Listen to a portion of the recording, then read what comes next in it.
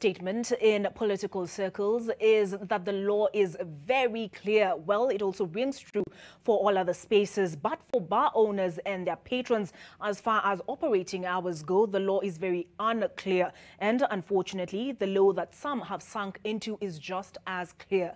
While the government has reiterated that bars are not to open as a measure to contain the COVID-19 pandemic, some establishments are still operating and, by extension, putting their own lives and those of others at risk for COVID-19.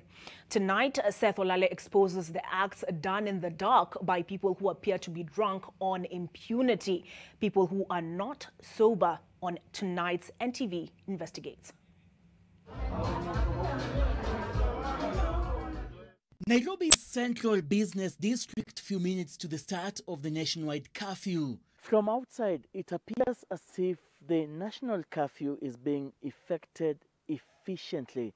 But that is not the case in a number of clubs we've been to. It is the old normal. As late as midnight, it is party after party. Our spot check starts in Nairobi West. It's 9 p.m. The streets, a beehive of activity, despite the curfew. This is Ciderwood Hotel. The bar is open with revelers inside. Next, we head to Nairobi West Mall, which has a chain of liquor stores. Posing as revelers, we gain access without being subjected to temperature checks or any form of sanitization. Inside, clients freely mingling without any observation of social distancing or use of face masks. At 10:30 p.m., we head to Umoja 1 Estate, where we notice many cars parked outside Hornbill Bar. Here, our body temperature is checked and we're asked to wash our hands before being let in through the kitchen. Inside, the same script but a different cast. Of those who have cast away any form of advice to be followed in public spaces, having the time of their lives, dancing with death. We leave Hornbill Bar a few minutes after 1 a.m., still packed with revelers, and head to Westlands, which is a few kilometers from the capital's CBD. This street, which would normally light up and come alive at night, is silent. Parking lots that would usually be packed, empty. The next day, we head to Kajiado County, where we witness bars open in broad daylight along the busy Kitengela-Kajiado Highway.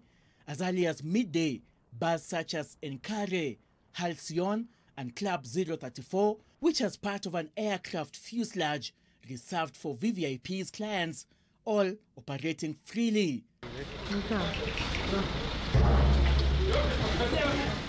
This is despite a night raid on bars in Kitengela a few days prior, led by the Kajiado County Commissioner Joshua Nkanatha. We want to make sure people are not breaking the law.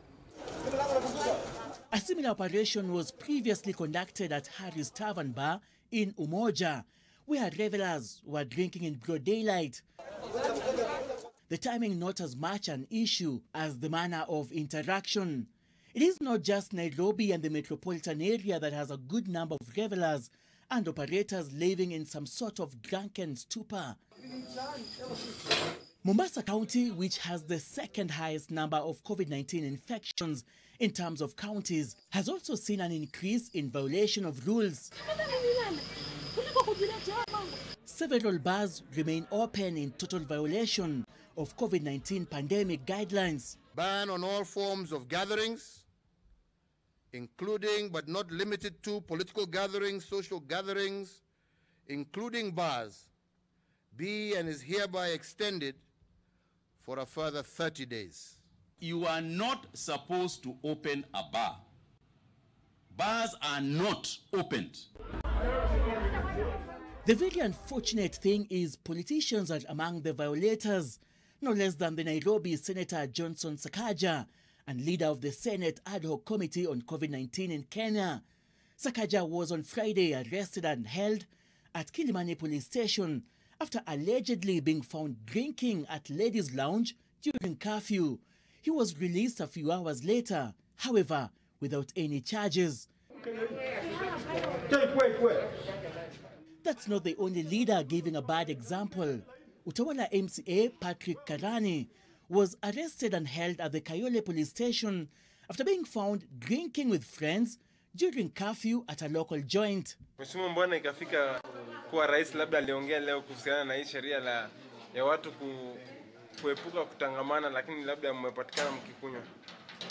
According to the Pubs, Entertainment and Restaurants Association of Kenya, PERAK, there are 40,000 bars in the country, of which only 20,000 are licensed so far to operate.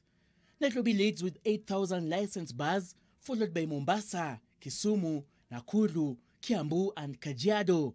There are 2 to 3 million employees that depend on bars.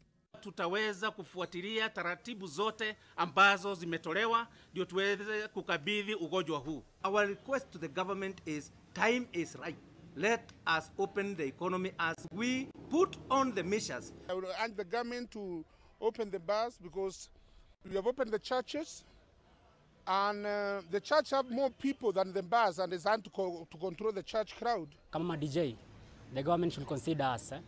At least tupate mapato kidogo tuweze kulipa rent. Anyone who will be caught as a bar owner and his clients in court breaking that COVID rule of closing down all bars and entertainment centers, we shall definitely directly put them at quarantine. We have got more bars than schools, churches, butcheries combined. In neighboring Uganda, bars remain shut as a COVID-19 containment measure. Drunkards sit close to one another. They speak with saliva coming out of their mouth. They are a danger to themselves.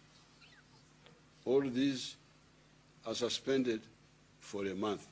South Africa is worst affected on the continent. President Cyril Ramaphosa last week ordered that bars be closed and gave a second order banning the sale of alcohol to help curb the spread of the coronavirus.